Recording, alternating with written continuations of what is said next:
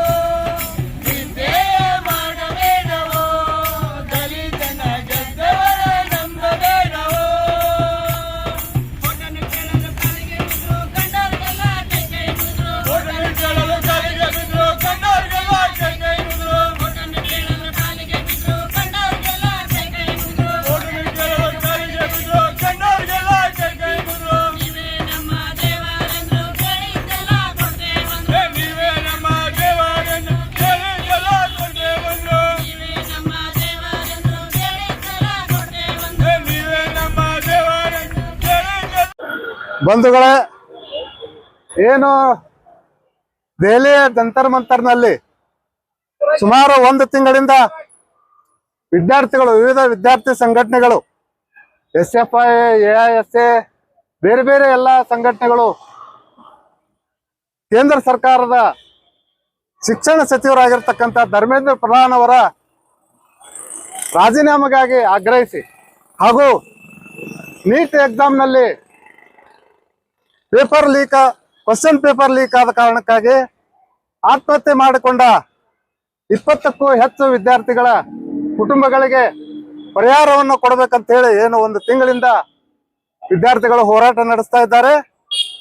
ಅದರ ಜೊತೆಗೆ ಖ್ಯಾತ ಪರಿಸರವಾದಿಗಳು, ವಿಜ್ಞಾನಿಗಳು ಆಗಿರ್ತಕ್ಕಂಥ, ಮಾನವ ಹಕ್ಕುಗಳ ಹೋರಾಟಗಾರರು ಆಗಿರ್ತಕ್ಕಂಥ ಸೋನಂ ವಾಂಗ್ಚುಕ್ ಅವರು ಉಪವಾಸ ಸತ್ಯಾಗ್ರಹವನ್ನ ಆರಂಭಿಸುವ ಮೂಲಕ ಇವತ್ತು 20ನೇ ದಿನದಲ್ಲಿ ಅವರು ಕಾಲಿರಿಸ್ತಾ ಇದ್ದಾರೆ. ಇಷ್ಟಾದರೂ ಕೂಡ ಸರ್ಕಾರ ಹೋರಾಟಗಾರರ ಜೊತೆ ಮಾತುಕತೆ ಆಗಲಿ ಅಥವಾ ಯಾವುದೇ ಪ್ರತಿಕ್ರಿಯೆಯನ್ನು ನೀಡಲಾರದೆ ಮೌನವಾಗಿದೆ. ಇಂಥ ಒಂದು ಹೃದಯಹೀನ, ಸಂವೇದನಾಶೀಲ ರಹಿತ ಸರ್ಕಾರದ ವಿರುದ್ಧ ದೊಡ್ಡ ಪ್ರಮಾಣದಲ್ಲಿ ಹೋರಾಟ ನಡೀತಾ ಇದೆ. ನಾಳೆ 20ನೇ ತಾರೀಕು ಬೃಹತ್ ಪ್ರಮಾಣದಲ್ಲಿ ಸಂಸತ್ ಚಲೋ ಕಾರ್ಯಕ್ರಮವನ್ನು ಕೂಡ ವಿದ್ಯಾರ್ಥಿಗಳು ಮತ್ತು ಮುಖಂಡರು ಹಾಕೊಂಡಿದ್ದಾರೆ. ಯಾರು ಪರೀಕ್ಷೆಯಲ್ಲಿ ವಿಫಲರಾಗಿ ಆತ್ಮಹತ್ಯೆ ಮಾಡಿಕೊಂಡಿರ್ತಕ್ಕಂಥ ವಿದ್ಯಾರ್ಥಿಗಳ ಪಾಲಕರು ಕೂಡ ಈ ಒಂದು ಹೋರಾಟದಲ್ಲಿ ಭಾಗವಹಿಸಿದ್ದಾರೆ. ದೇಶದ ಹಲವಾರು ಪ್ರಗತಿಪರ ಚಿಂತಕರು, ವಿಜ್ಞಾನಿಗಳು, ಸಿನಿಮಾ ನಟಿಯರು ಎಲ್ಲರೂ ಕೂಡ ಇವತ್ತು ಆ ಹೋರಾಟಕ್ಕೆ ಬೆಂಬಲವನ್ನು ಸೂಚಿಸ್ತಾ ಇದ್ದಾರೆ. ನಾವು ಕೂಡ ಬಿಜಾಪುರ ಜಿಲ್ಲೆಯಿಂದ ಆ ಒಂದು ಸೋನಮ್ ವಾಂಗ್ಚುಕ್ ಅವರ ಮತ್ತು ವಿದ್ಯಾರ್ಥಿಗಳ ಹೋರಾಟಕ್ಕೆ ಬೆಂಬಲವಾಗಿ ನಾವು ಇವತ್ತು ಒಂದು ಧರಣಾ ಪ್ರದರ್ಶನವನ್ನು ಇಲ್ಲಿ ನಡೆಸ್ತಾ ಇದ್ದೇವೆ.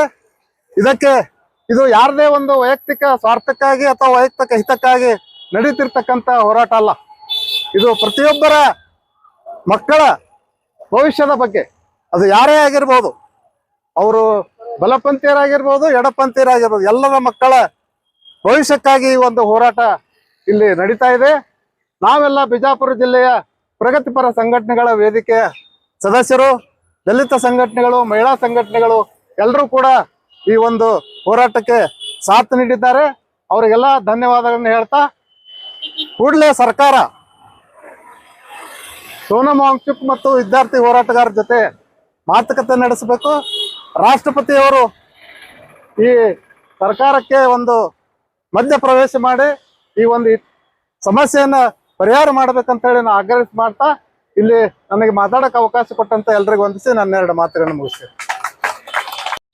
ಅಂಬೇಡ್ಕರ್ ವೃತ್ತದಲ್ಲಿ ನಡೆದಿರ್ತಕ್ಕಂಥ ಒಂದು ಹೋರಾಟ ಈ ದೇಶದ ಇತಿಹಾಸವನ್ನು ಅರ್ಥಕ್ಕಂತಹ ಜ್ಞಾನಿ ಮತ್ತು ಸಾಮಾಜಿಕ ಹೋರಾಟಗಾರ ವಿದ್ಯಾರ್ಥಿಗಳ ಪರವಾಗಿ ಇವತ್ತು ಇಡೀ ಪ್ರಪಂಚಕ್ಕೆ ಒಂದು ಮಾದರಿ ಆಗಿರ್ತಕ್ಕಂಥ ಒಬ್ಬ ವ್ಯಕ್ತಿ ಸೋನಮ್ ವಾಂಗ್ಚುಕ್ ಅವರು ಏನು ಇವತ್ತು ಇಡೀ ದೇಶದ ವಿದ್ಯಾರ್ಥಿಗಳ ಒಂದು ಭವಿಷ್ಯತ್ತಿಗಾಗಿ ದೇಶದಲ್ಲಿ ನಡೆದಿರ್ತಕ್ಕಂಥ ಒಂದು ನೀಟ್ ಪರೀಕ್ಷೆ ಮತ್ತು ವಿದ್ಯಾರ್ಥಿಗಳಿಗೆ ಅನ್ಯಾಯ ಮಾಡಿರ್ತಕ್ಕಂಥ ಒಂದು ಕೇಂದ್ರ ಸರ್ಕಾರದ ವಿರುದ್ಧವಾಗಿ ಇವತ್ತು ಅವರ ಒಂದು ಏಳಿಗೆಗಾಗಿ ನನ್ನ ಜೀವ ಹೋದ್ರೂ ಪರವಾಗಿಲ್ಲ, ಇಡೀ ದೇಶದ ವಿದ್ಯಾರ್ಥಿಗಳ ಒಂದು ಅನ್ಯಾಯಕ್ಕೆ ನಾವು ಹೋರಾಡ್ತೇನೆ ಅಂತೇಳಿ ಇವತ್ತೇನು ಹೋರಾಟ ಮಾಡ್ತಾ ಇದ್ದಾರೆ, ಅವರ ಒಂದು ಹೋರಾಟವನ್ನು ಬೆಂಬಲಿಸಿ ನಾವು ಇವತ್ತು ಹೋರಾಟ ಮಾಡ್ತಾ ಇದ್ದೇವೆ. ಇವತ್ತು ನೀಟ್ ಪರೀಕ್ಷೆ ಅಂತಕ್ಕಂಥದ್ದು ಬಿಜೆಪಿ ಸರ್ಕಾರದ ಒಂದು ಹಗರಣವಾಗಿರ್ತಕ್ಕಂಥ ಹಗರಣ ಮಾಡಲೇ ಒಂದು ಉದ್ದೇಶಕ್ಕಾಗಿ ನಡೆಸ್ತಕ್ಕಂಥ ಒಂದು ಮಾದರಿಯ ಒಂದು ಪತ್ರಿಕೆ ಇವತ್ತು ಬಿಜೆಪಿ ಸರ್ಕಾರದ ಇವತ್ತು ಪತ್ರಿಕೆಯಾಗಿದೆ. ಪ್ರತಿಯೊಂದು ಕೂಡ ಸುಮಾರು 10 ವರ್ಷಗಳಿಂದ ಇವತ್ತು NTA ಅಂತಕ್ಕಂಥ ಒಂದು ಖಾಸಗಿ ಸಂಸ್ಥೆಗೆ ಇವತ್ತು ನೀಡಿ ಇವತ್ತು ಸಾವಿರಾರು ಲಕ್ಷಾಂತರ ವಿದ್ಯಾರ್ಥಿಗಳ ಭವಿಷ್ಯವನ್ನ ಹಾಳು ಮಾಡಿರ್ತಕ್ಕಂಥದ್ದು ಈ ದೇಶದ ಒಂದು ಮೂಲ ಉದ್ದೇಶ ಆಗಿದೆ. ಇವತ್ತು ಸುಮಾರು 10 ವರ್ಷದಿಂದ ಸುಮಾರು 90 ಪರೀಕ್ಷೆಗಳನ್ನ ಇವತ್ತು ಹಗರಣ ಮಾಡಿ ಇವತ್ತು ಲಕ್ಷಾಂತರ ವಿದ್ಯಾರ್ಥಿಗಳು ಇವತ್ತು ಜೀವ ಕಳಿಸಿಕೊಳ್ಳುವಂತ ಒಂದು ವಿಚಾರವಾಗಿ ಇಡೀ ದೇಶ ತುಂಬಾ ಇವತ್ತು ಪ್ರತಿಭಟನೆಗಳು ನಡೀತಾ ಇದ್ದಾವೆ, ಇವತ್ತು ಧರಣಿಗಳು ನಡೀತಾ ಇದ್ದಾವೆ. ವಾಂಗ್ಚುಕ್ ಅವರು ಸುಮಾರು 19 ದಿವಸದಿಂದ ಅಮರಣಾಂತಿಕ ಇವತ್ತು ಉಪವಾಸ ಮಾಡ್ತಾ ಇದ್ದಾರೆ. ಇವತ್ತು 20ನೇ ದಿವಸ ಇವತ್ತು. ಆದ್ರೂ ಇವತ್ತು ಈ ದೇಶದ ಉನ್ನತ ಸ್ಥಾನದಲ್ಲಿ ಇರ್ತಕ್ಕಂಥ ಇವತ್ತು ಪ್ರಮಾಣ ವಚನ ಸ್ವೀಕರಿಸಿ ಇವತ್ತು ನನ್ನ ದೇಶಕ್ಕೆ ನಾನು ಇವತ್ತು ಸಂವಿಧಾನಾತ್ಮಕವಾಗಿ ಯಾವುದೇ ಒಂದು ಹಾನಿಯಾಗದೆ ನಾನು ಇವತ್ತು ನನ್ನ ಅಧಿಕಾರವನ್ನು ನಡೆಸ್ತೇನೆ ಅಂತಕ್ಕಂಥ ಒಂದು ಪ್ರಮಾಣದೊಂದಿಗೆ ಇವತ್ತು ಅಧಿಕಾರ ಹಿಡಿದಕ್ಕಂತ ಇವತ್ತು ಧರ್ಮೇಂದ್ರ ಪ್ರಧಾನ್ ಇವತ್ತು ಒಂದು ಜೀವ ಇವತ್ತು ಕಳೆದು ಹೋಗ್ತಾ ಇದೆ ಅಂತ ಗೊತ್ತಿದ್ರು ಕೂಡ ಯಾವುದೇ ಇವತ್ತು ಅಸಹನೆ ನೀಡದೆ ಆ ಒಂದು ಜೀವಿಗೆ ಇವತ್ತು ಸ್ಪಂದಿಸದೆ ಇವತ್ತು ಏನು ತಮ್ಮ ಒಂದು ಉದ್ದಟತನವನ್ನ ಇವತ್ತು ತೋರಿಸ್ತಾ ಇದ್ದಾರೆ, ಅದರ ವಿರುದ್ಧವಾಗಿ ಇಡೀ ದೇಶ ಇವತ್ತು ಹೋರಾಡಬೇಕಾಗಿದೆ. ಈ ಒಂದು ಕೇಂದ್ರ ಸರ್ಕಾರದ ಇವತ್ತು ದುರಾಡಳಿತ ಇದೆ, ಸರ್ವಾಧಿಕಾರದ ಒಂದು ಆಡಳಿತ ಇದೆ, ಅದರ ವಿರುದ್ಧವಾಗಿ ಇವತ್ತು ವಿದ್ಯಾರ್ಥಿ ಯುವ ಜನರು ಇವತ್ತು ಹೋರಾಡಬೇಕಾಗಿದೆ. ಇವತ್ತು ಕೇಂದ್ರ ಸರ್ಕಾರದ ಇವತ್ತು ಪ್ರಧಾನಮಂತ್ರಿಗಳು ಹೇಳಿದ್ರು, ಇವತ್ತು ಈ ದೇಶವನ್ನ ನಾನು ಸರ್ವಾಧಿಕಾರದತ್ತ ನಾನು ಒಯ್ಯುತ್ತೇನೆ, ನಾ ಕಾನೇದುಂಗ ನಾ ಕಾಯೋಂಗ ಅಂತ ಹೇಳಿದ್ರು. ಇವತ್ತು ಏನ್ ಮಾಡ್ತಾ ಇದ್ರಪ್ಪ ಅಂದ್ರೆ ಎಲ್ಲಾ ಪರೀಕ್ಷೆಗಳನ್ನು ತಾವೇ ನುಂಗ್ತಾ ಇದ್ದಾರೆ. ಎಲ್ಲಾ ದೇಶದ ಇವತ್ತು ಹಗರಣಗಳು ಏನ್ ಮಾಡ್ತಾ ಇದ್ರಪ್ಪ ಅಂದ್ರೆ ಎಲ್ಲವನ್ನು ಮುಚ್ಚಿಕೊಳ್ತಾ ಇದ್ದಾರೆ. ಅದಕ್ಕಾಗಿ ಇವತ್ತು ನಾನು ಸ್ಟ್ಯಾಂಡ್ ಅಪ್ ಇಂಡಿಯಾ ಮಾಡ್ತೀನಿ ಅಂತಕ್ಕಂಥ ಒಂದು ಆದೇಶದಿಂದ ಇವತ್ತು ಪ್ರಮಾಣ ವಚನ ಸ್ವೀಕರಿಸಿದ ಇವತ್ತು ನರೇಂದ್ರ ಮೋದಿ ಅವರು ಇವತ್ತು ಏನಪ್ಪಾ ಅಂತಂದ್ರೆ ಇವತ್ತು ಬದ್ಮಾಸ್ ಇಂಡಿಯಾ ಆಗಿ ಇವತ್ತು ಮಾರ್ಪಡಿಸಿದ್ದಾರೆ. ನಮಗೆ ಇವತ್ತು ಸ್ಟ್ಯಾಂಡ್ ಅಪ್ ಇಂಡಿಯಾ ಬೇಕಾಗಿಲ್ಲ, ಸ್ಟ್ಯಾಂಡರ್ಡ್ ಇಂಡಿಯಾ ಬೇಕಾಗಿದೆ. ಯುವಕರಿಗೆ ಭದ್ರತೆ ನೀಡುವಂತ ಒಂದು ಇಂಡಿಯಾ ಬೇಕಾಗಿದೆ. ಇವತ್ತು ಅನ್ಯಾಯಕ್ಕೆ ಒಳಗಾಗಿರ್ತಕ್ಕಂಥ ಜನರಿಗೆ ಇವತ್ತು ಸಾಮಾನ್ಯ ಹಕ್ಕುಗಳು ನೀಡುವಂತ ಒಂದು ಇಂಡಿಯಾ ಬೇಕಾಗಿದೆ, ಅವರಿಗೆ ಭದ್ರತೆ ನೀಡುವಂತ ಒಂದು ಇಂಡಿಯಾ ಬೇಕಾಗಿದೆ. ಅದಕ್ಕೆ ನಮ್ಮ ಒಂದು ಇವತ್ತು ಉದ್ದೇಶ ಇಷ್ಟೇ. ಇವತ್ತೇ ನೀವೆಲ್ಲರೂ ಕೂಡ ಇವತ್ತು ಸ್ಪಂದಿಸಬೇಕು. ಇವತ್ತು ಧರ್ಮೇಂದ್ರ ಪ್ರಧಾನ್ ಇವತ್ತು ಮಸ್ಟ್ ರಿಸೈನ್ ನೀಡಬೇಕು. ಇವತ್ತು ಪೀಸ್ಫುಲ್ ಆಗಿ ನಾವೆಲ್ಲರೂ ಕೂಡ ಇವತ್ತು ಪ್ರೊಟೆಸ್ಟ್ ಮಾಡ್ತಾ ಇದ್ದೀವಿ. ಆದ್ರೆ ನಮ್ಮ ಒಂದು ಈ ಒಂದು ಸತ್ಯಾಗ್ರಹಕ್ಕೆ ನೀವು ಮಣಿಯದೆ ಹೋದರೆ ಇಡೀ ದೇಶಕ್ಕೆಲ್ಲ, ಇಡೀ ಪ್ರಪಂಚಕ್ಕೆ ಇವತ್ತು ಈ ಭಾರತ ದೇಶದ ಹಗರಣಗಳನ್ನ, ನಿಮ್ಮ ಒಂದು ದುರಾಡಳಿತನ ತಿಳಿಸುವಂತ ನಿಟ್ಟಿನಲ್ಲಿ ಇವತ್ತು ಕಾಕ್ರೋಚ್ ಜನತಾ ಪಾರ್ಟಿ ಇವತ್ತು ನಿಂತಿದೆ. ಅದೇ ರೀತಿಯಾಗಿ ವಿಜಯಪುರ ಜಿಲ್ಲೆಯಲ್ಲಿ ಕೂಡ ಮುಂದಿನ ದಿನಮಾನಗಳಲ್ಲಿ ಈ ಸಂಸತ್ ಇವತ್ತೇನು ಕಚೇರಿ ಇದೆ ಅದನ್ನ ಮುತ್ತಿಗೆ ಹಾಕಿ ನಾವು ಅಮರಾಂತಿಕ ನಾವು ಕೂಡ ಪ್ರತಿ ಜಿಲ್ಲೆಯಲ್ಲೂ ಕೂಡ ಇವತ್ತು ಹೋರಾಟ ಮಾಡಲು ಧೈರ್ಯವಾಗಿ ನಾವು ಇವತ್ತು ಮುನ್ನುಗ್ತಾ ಇದ್ದೇವೆ. ನಾವು ಕೂಡ ಸತ್ರು ಪರವಾಗಿಲ್ಲ, ಈ ದೇಶದ ವಿದ್ಯಾರ್ಥಿಗಳಾಗಿ ಹೋರಾಡ್ತೇವೆ ಅಂತ ಹೇಳಿ ನನ್ನೊಂದೆರಡು ಮಾತನ್ನು ಹೇಳಿ ನನ್ನೊಂದೆರಡು ಮಾತನ್ನು ಮುಗಿಸ್ತಾ ಇದ್ದೇನೆ. ಜೈ ಭೀಮ್, ಜೈ ಪ್ರಬುದ್ಧ ಭಾರತ್. ಈ ಒಂದು ಪ್ರಗತಿಪರ ಸಂಘಟನೆಗಳ ಕರೆ ಮೇರೆಗೆ ಈ ಧರಣಿ ಸತ್ಯಾಗ್ರಹದಲ್ಲಿ ಪಾಲ್ಗೊಂಡಂತ ಎಲ್ಲಾ ಪ್ರಗತಿಪರ ಮನಸ್ಸುಗಳಿಗೆ ಸ್ವಾಗತ ಕೋರಿ, ಈ ಒಂದು ನೀಟ್ ಹಗರಣದಲ್ಲಿ ಪ್ರಶ್ನೆ ಪತ್ರಿಕೆ ಸೋರಿಕೆಯಾಗಿ ಸಾಕಷ್ಟು ವಿದ್ಯಾರ್ಥಿಗಳು ತಮ್ಮ ಅವಕಾಶದಿಂದ ವಂಚಿತರಾಗಿದ್ದಾರೆ. ನೀಟ್ ಹಗರಣ, ಈ ಹಗರಣವನ್ನ ಕ್ರಿಯೇಟ್ ಮಾಡಿದವರೇ ಕೇಂದ್ರ ಸರ್ಕಾರದವರು. ಕೇಂದ್ರ ಸರ್ಕಾರದ ಶಿಕ್ಷಣ ಮಂತ್ರಿ ಪ್ರಧಾನ ಏನಿದ್ದಾರಲ್ಲ, ಅವರು ಪಕ್ಕಾ ಒಂದು ಸಂಘಟನೆಯ ಕಾರ್ಯಕರ್ತರು.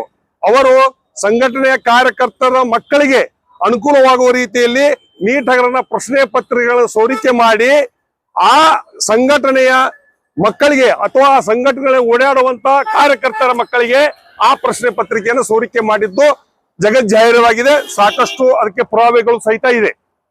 ಅಲ್ಲದೆ ಪರೀಕ್ಷೆ ನಡೆಯುವ ಹೊತ್ತಿನಲ್ಲಿ ರೈಲುಗಳನ್ನ ಅರ್ಧ ತಾಸುಗಟ್ಟಲೆ ರೈಲುಗಳನ್ನ ನಿಲ್ಲಿಸಿದ್ರು. ಯಾಕಂದ್ರೆ ಬೇರೆ ಬಡ ವಿದ್ಯಾರ್ಥಿಗಳು, ಶೋಷಕರ ಮಕ್ಕಳು ಆ ಪರೀಕ್ಷೆಗೆ ಅಟೆಂಡ್ ಆಗಬಾರದು ಅನ್ನೋ ಉದ್ದೇಶದಿಂದ ತಮ್ಮ ಕೈಯಲ್ಲಿದ್ದ ರೈಲ್ವೆ ಇಲಾಖೆಗಳನ್ನ ಅರ್ಧ ತಾಸು ಲೇಟ್ ಮಾಡಿ ಆ ಪರೀಕ್ಷೆಗೆ ಹೋಗಲಾರದಂತೆ ಮಾಡಿದ್ರು. ಅದೇ ರೀತಿ 2 ರೈಲುಗಳನ್ನ ಬಿಡುವಂತ ಒಂದು ಇದ್ದಂತ ಅಷ್ಟು ಜನ ವಿದ್ಯಾರ್ಥಿಗಳು ಪರೀಕ್ಷೆಗೆ ಹೋದ್ರೆ ಒಂದೇ ರೈಲ್ವೆ ಬಿಟ್ಟು ಸಾಕಷ್ಟು ನೂಕುನುಗ್ರಹವಾಗಿ ಎಷ್ಟೋ ಜನ ವಿದ್ಯಾರ್ಥಿಗಳು ಸುಸ್ತಾಗಿ ಆ ಪರೀಕ್ಷೆಗೆ ಹಾಜರಾಗಬಾರದು ಅಂತ ಹೇಳಿ ಚಂದ ಒಂದು ಷಡ್ಯಂತ್ರವನ್ನು ರೂಪಿಸಿ ನೀಟ್ ಪರೀಕ್ಷೆಗೆ ಹಾಜರಾಗದಂತೆ ನೋಡಿಕೊಂಡಿತ್ತು ಈ ಕೇಂದ್ರ ಸರ್ಕಾರ. ಕೇವಲ ಅವರ ಉದ್ದೇಶ ತಮ್ಮ ಸಂಘಟನೆ, ತಮ್ಮ ಕಾರ್ಯಕರ್ತರು ಯಾರಿದ್ದಾರೆ ಅವ್ರಿಗೆ ಅನುಕೂಲವಾಗುವ ರೀತಿಯಲ್ಲಿ ನೀಟ್ ಎಕ್ಸಾಮಿನೇಷನ್ ಪ್ರಶ್ನೆ ಪತ್ರಿಕೆ ಸೋರಿಸಿ ಸಾವಿರಾರು ಬಡ ವಿದ್ಯಾರ್ಥಿಗಳ ಭವಿಷ್ಯಕ್ಕೆ ಒಂದು ಕುತ್ತು ತಂದಿದ್ದಾರೆ. ಇದನ್ನು ಕಂಡು ಸಿಜೆಪಿ, ಕಾಕ್ರೋಚ್ ಜನತಾ ಪಾರ್ಟಿ ಅಂತ ಹೇಳಿ ತಮಗೆ ಎಲ್ಲರಿಗೂ ಗೊತ್ತಿದೆ, ಅದೊಂದು ಹೆಚ್ಚು ಕಡಿಮೆ ಒಂದು ವಿದ್ಯಾರ್ಥಿಗಳ ಸಂಘಟನೆ. ಅದು ಆ ವಿದ್ಯಾರ್ಥಿಗಳ ಸಂಘಟನೆಯವರು ಈ ಒಂದು ಹಗರಣವನ್ನ ಬಯಲು ಇದರಲ್ಲಿ ಯಾರು ಪ್ರಧಾನವಾಗಿ ಬೆನಿಫಿಷರಿ ಇದ್ದಾರ, ಯಾರು ಇದನ್ನ ಕ್ರಿಯೇಟ್ ಮಾಡಿದ್ದಾರ ಅಂತವರನ್ನ ಹೊರಗೆ ತರಬೇಕಂತ ಒಂದು ದೊಡ್ಡ ಪ್ರಮಾಣದ ಪ್ರತಿಭಟನೆಯನ್ನು ಹಮ್ಮಿಕೊಂಡರು. ಆ ಪ್ರತಿಭಟನೆಗೆ ನಮ್ಮ ದೇಶದ ಪ್ರಸಿದ್ಧ ಹೋರಾಟಗಾರರು, ಮಾನವ ಹಕ್ಕುಗಳ ಹೋರಾಟಗಾರರು ಸೋನಂ ವಾಂಗ್ಚುಕ್ ಅವರು ಈಗಾಗಲೇ ಕೆಲವೊಂದು ಬುಡಕಟ್ಟು ಹೋರಾಟಗಾರ ಮತ್ತು ವೈಜ್ಞಾನಿಕ ಪರಿಸರ ಸಲುವಾಗಿ ಹೋರಾಟ ಮಾಡಿ ಜೈಲಿನಲ್ಲಿದ್ರು. ಅವರು ಜೈಲಿನಿಂದ ಜಾಮೀನು ಮೇಲೆ ಬಿಡುಗಡೆಯಾಗಿ ಈ ಒಂದು ವಿದ್ಯಾರ್ಥಿಗಳ ಹೋರಾಟಕ್ಕೆ ಬೆಂಬಲಾರ್ಥವಾಗಿ ಕಳೆದ 20 ದಿನಗಳಿಂದ ಈ ಹೋರಾಟದಲ್ಲಿ ಭಾಗಿಯಾಗಿದ್ದಾರೆ. ಈ ಸಿಜೆಪಿ ಏನಿದಲ್ಲ, ಸೌಹಾರ್ದ, ಸತ್ಯಾಗ್ರಹ ಮತ್ತು ಸಂವಾದಗಳ ಮೂಲಕ ಈ ಸಮಸ್ಯೆಗಳನ್ನು ಬಗೆಹರಿಸಬೇಕಂತೇಳಿ ಸಾಕಷ್ಟು ಪ್ರಮಾಣದ ಹೋರಾಟ ಮಾಡಿದ್ರು ಕೂಡ ಸರ್ಕಾರ ಕಿವಿಗೊಡುತ್ತಿಲ್ಲ. ಯಾವುದೇ ಒಂದು ದೇವಸ್ಥಾನದಲ್ಲಿ ಕಾಲ್ತುಳಿತಕ್ಕೆ ಒಳಗಾಗಿ 2-3 ಮಂದಿ ಸತ್ರೆ ಏಕ್ದಮ್ ಇಮಿಡಿಯೇಟ್ ಕಣ್ಣೀರು ಸುರಿಸ್ತಾರೆ. 20-30 ವಿದ್ಯಾರ್ಥಿಗಳು ಈ ಹಗರಣದಲ್ಲಿ ತೊಂದರೆಯಾಗಿ ಆತ್ಮಹತ್ಯೆ ಮಾಡಿಕೊಂಡು ಕೂಡ ಕೇಂದ್ರ ಸರ್ಕಾರ ಇವತ್ತಿನವರೆಗೆ ಒಂದೇ ಒಂದು ಕಣ್ಣೀರು ಹನಿಸುತ್ತಿಲ್ಲ. ಇಂಥ ಕ್ರೂರವಾದ ಸರ್ಕಾರವನ್ನ ಸೆರೆಪಡಿಸಲು ಇವತ್ತು ದೆಹಲಿಯಲ್ಲಿ 20 ದಿನಗಳಿಂದ ವಾಂಗ್ಚುಕ್ ಅವರು ಸತ್ಯಾಗ್ರಹ ಮಾಡ್ತಾರೆ. ನಿನ್ನೆ ವಾಂಗ್ಚುಕ್ ಅವರು ತಮ್ಮ ಸ್ಪೀಚ್ ಅಲ್ಲಿ ಹೇಳಿದ್ದಾರೆ, ನನಗೆ ದೈಹಿಕವಾಗಿ ಯಾವುದೇ ತೊಂದರೆಗಳಿಲ್ಲ, ನಾನು 8.5 kg ಕಡಿಮೆ ತೂಕ ಇಳಿದ್ರು ದೈಹಿಕ ಇಲ್ಲ ಮತ್ತು ಮಾನಸಿಕವಾಗಿ ನಾನು ಇನ್ನಷ್ಟು ಸ್ಟ್ರಾಂಗ್ ಆಗಿದ್ದೇನೆ. ದಯವಿಟ್ಟು ಸರ್ಕಾರ ನನ್ನ ಹೋರಾಟ, ಅವ್ರು ಹೇಳ್ತಾರೆ ನನ್ನ ಹೋರಾಟ ಏನಿದೆ ಅಂದ್ರೆ ನೈತಿಕತೆ ವಿಶ್ವಾಸಾರ್ಹತೆಯನ್ನು ಕಳ್ಕೊಂಡಿದೆ. ಆ ನೈತಿಕತೆಗೆ ವಿಶ್ವಾಸಾರ್ಹತೆ ಗಳಿಸಿಕೊಡುವಂತದ್ದು ನನ್ನ ಒಂದು ಉದ್ದೇಶವಾಗಿದೆ. ನೈತಿಕತೆಯಲ್ಲಿ ವಿಶ್ವಾಸಾರ್ಹತೆ ಉಳಿಸಿಕೊಳ್ಳುವುದು ನನ್ನ ಉದ್ದೇಶ ಆಗಿದೆ. ಮತ್ತು ಹೋರಾಟಗಾರರಿಗೆ ಮತ್ತು ಆ ಪರೀಕ್ಷೆಯ ಇದರ ಹಗರಣದಿಂದ ಸಾವನ್ನದ ವಿದ್ಯಾರ್ಥಿಗಳಿಗೆ ಅವರು ಪರಿಹಾರ ಕೊಡಿಸಬೇಕು ಮತ್ತು ಕೇಂದ್ರ ಶಿಕ್ಷಣ ಸಚಿವರು ರಾಜೀನಾಮೆ ಕೊಡಬೇಕಂತ ಹೇಳಿ ಅವರು ಹೋರಾಟವನ್ನು ಮಾಡ್ಲಕತ್ತಿದ್ದಾರೆ. ಆ ಹೋರಾಟಕ್ಕೆ ಬೆಂಬಲಿತವಾಗಿ ಇಡೀ ದೇಶದ ಎಲ್ಲಾ ಕಡೆಗಳಲ್ಲಿ ಪ್ರಗತಿಪರರು, ವಿದ್ಯಾರ್ಥಿಗಳು, ಕಾರ್ಮಿಕರು, ರೈತರು, ಶೋಷಿತರು ಎಲ್ಲರೂ ಬೆಂಬಲ ಕೊಟ್ಟಿದ್ದಾರೆ. ಅದೇ ರೀತಿ ನಾವು ಬಿಜಾಪುರದಲ್ಲಿಯೂ ಕೂಡ ಒಂದು ಈ ಬೆಂಬಲಾರ್ಥವಾಗಿ ಇವತ್ತು ಈ ಧರಣಿ ಕಾರ್ಯಕ್ರಮ ಹಮ್ಮಿಕೊಂಡಿದ್ದೇವೆ. ಈ ಧರಣಿ ಕಾರ್ಯಕ್ರಮ ಕೇವಲ ಹುಲ್ಲಿನ ಬೆಂಕಿಯಾಗದೆ ಕಲ್ಲಿದ್ದಲ ಬೆಂಕಿಯಾಗಿ ಅದು ಇನ್ನಷ್ಟು ಪಸರಿಸುತ್ತದೆ. ಅದಕ್ಕೆ ಇದು ಒಂದು ವೇದಿಕೆ. ಈ ವೇದಿಕೆ ಮುಖಾಂತರ ಎಂತೆ ಮುಂದೆ ಸರ್ಕಾರ ಪ್ರಧಾನ ಅವರೇನು ಶಿಕ್ಷಣ ಮಂತ್ರಿ ರಾಜೀನಾಮೆ ಕೊಡ್ಲೇಬೇಕು. ಒಂದು ವೇಳೆ ಅವರು ರಾಜೀನಾಮೆ ಕೊಡದಿದ್ದರೆ ಈ ಹೋರಾಟ ಇನ್ನಷ್ಟು ತೀವ್ರ ಆಗ್ತದೆ. ನಾಳೆ 20ನೇ ತಾರೀಕು ಇಡೀ ದೇಶಾದ್ಯಂತ ಎಲ್ಲಾ ಯುವಕರು, ಪ್ರಗತಿಪರರು, ರೈತರು ಎಲ್ಲರೂ ಒಂದು ಹೋರಾಟದಲ್ಲಿ ಪಾಲ್ಗೊಳ್ಳುತ್ತಿದ್ದಾರೆ. ಆ ಹೋರಾಟಕ್ಕೆ ಬೆಂಬಲಾರ್ಥವಾಗಿ ಇಡೀ ಬಿಜಾಪುರ ಜಿಲ್ಲೆಯ ಪ್ರಗತಿಪರರು, ವಿದ್ಯಾರ್ಥಿಗಳು ನಾವು ಈ ಹೋರಾಟವನ್ನು ಹಮ್ಮಿಕೊಂಡಿದ್ದೇವೆ. ಆ ಹೋರಾಟದ ಒಂದು ಭಾಗವಾಗಿ ಇವತ್ತು ನಾವು ಬಿಜಾಪುರ ಜಿಲ್ಲೆಯ ಎಲ್ಲಾ ಪ್ರಗತಿಪರರು ಕೂಡಿಕೊಂಡು ಈ ಧರಣಿ ಕಾರ್ಯಕ್ರಮವನ್ನು ಹಮ್ಮಿಕೊಂಡಿದ್ದೇವೆ. ಈ ಧರಣಿ ಕಾರ್ಯಕ್ರಮಕ್ಕೆ ನನ್ನನ್ನು ಮಾತಾಡಲಿಕ್ಕೆ ಅವಕಾಶ ಕೊಟ್ಟಂತವರಿಗೆ ಧನ್ಯವಾದ ಸಲ್ಲಿಸಿ ನನ್ನ ಮಾತುಗಳನ್ನು ಮುಗಿಸ್ತಾ ಇದ್ದೇನೆ.